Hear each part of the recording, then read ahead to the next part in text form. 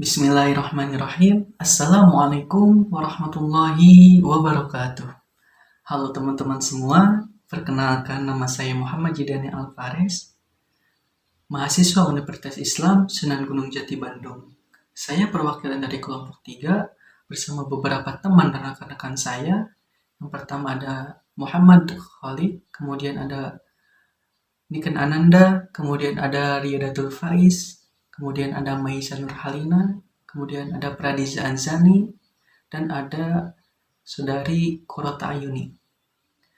Pada kali ini, kelompok kami membuat suatu artikel yang membahas mengenai media efek yang kami beri judul Shadow Community pada masyarakat muslim dalam komunitas Grand Attitude.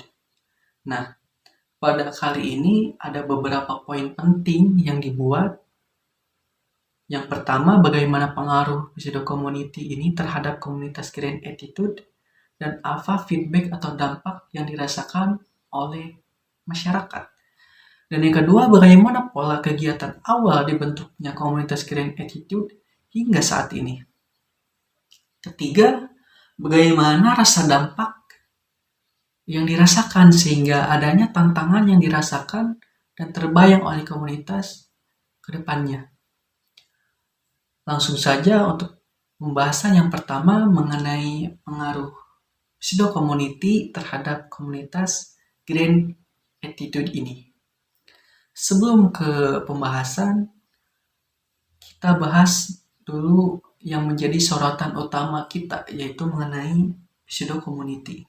Nah, apa sih yang dimaksud dengan Shadow Community? Teman-teman semua, Shadow Community adalah bisa disebut juga dengan istilah komunitas semu. Ini menggambarkan bahwa kelompok atau komunitas yang terbentuk secara online atau di dalam ruang virtual di mana anggota-anggotanya berinteraksi dan terlibat dalam kegiatan tertentu melalui platform digital seperti media sosial, forum online, atau grup obrolan yang lainnya. Komunitas semu juga seringkali terbentuk di sekitar minat atau hobi atau tujuan yang sama, seperti komunitas pecinta film, pencinta musik, pecinta game, atau lain sebagainya. Nah, kembali ke poin yang pertama, pada mulanya komunitas ini hanya berisikan beberapa orang saja.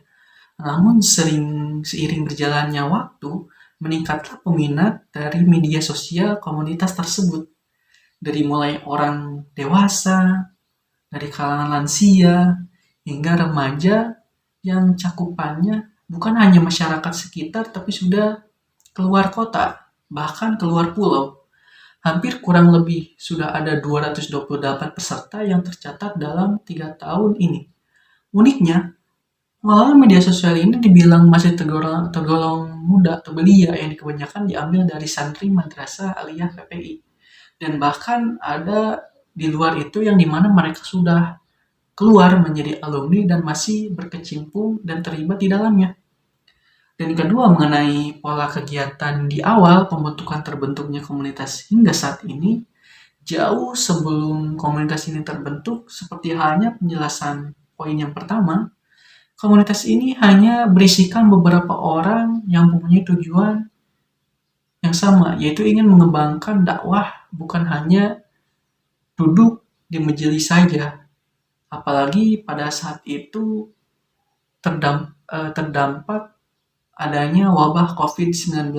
Maka pada saat itu dibuatlah grup WhatsApp online yang menyajikan kajian online, grup yang dilakukan selama 3 kali dalam seminggu. Biasanya lewat Google Meet, atau kajian tersebut sempat pada kemudian dihidupkan kembali dengan membentuk suatu komunitas yang bernamakan Grand Attitude. Pada saat itulah mereka memulai komunitas dengan berawal dari one day one quiz, terus berkembang menjadi kajian online yang peminatnya sampai sekarang sudah ratusan orang mengikuti komunitas ini. Bahkan sampai dari luar kota atau luar pulau. Nah, dengan adanya hal ini, pastilah timbul dampak positif serta berbagai tantangan yang bisa mereka rasakan. Kemudian, Dampak positif tersebut juga diantaranya akses pengetahuan agama yang baik, yang bisa dijangkau mudah oleh masyarakat, dan hal ini bisa menjadi kadang sebuah ajang untuk atau forum bertukar informasi atau diskusi, meski tidak bisa bertemu secara langsung atau secara offline, serta konektivitas silaturahmi peminatnya yang bertambah dan tidak terputus meski saling bertemu hanya via online atau secara virtual.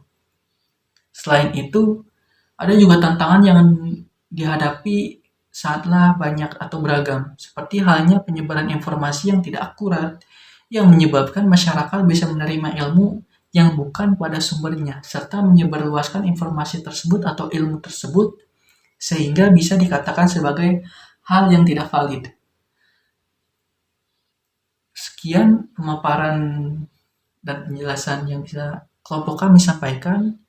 Jikalau ada yang masih kurang jelas, boleh kita diskusikan kembali bersama-sama agar menghasilkan jawaban yang bisa diterima atau pernyataan yang bisa diterima. Terima kasih. Wassalamualaikum warahmatullahi wabarakatuh.